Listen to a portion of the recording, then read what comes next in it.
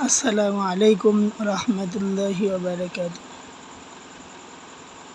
আমি বিলাল হোসাইন আপনাদের সামনে হাজির হয়েছি।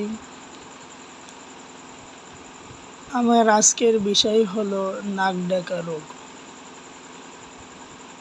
তো চলুন, নাক ডাকা রোগ কাকে বলে। মানুষ ঘুমের মধ্যে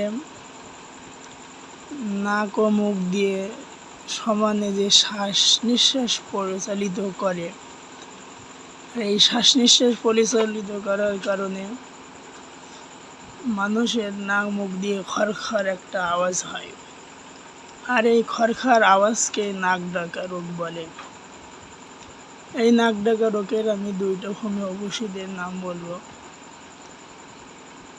নিদ্রাকালে নাকে খরখর গলায় ঘর ঘর করিয়া ডাকে, এরকম যাদের হবে তাদের উৎকৃষ্ট ওষুধ হলো অপিয়াম। অপিয়াম ওষুধ একটি নাক ডাকা রোগের চমৎকার ওষুধ। দ্বিতীয় ওষুধ হলো কালিসাল্ফ। কালিসাল্ফ ওষুধটিও নাক ডাকা রোগের অনেক কাজ করে। এই দুটো ওষুধ 200 শক্তির ওষুধ আপনারা খাবেন।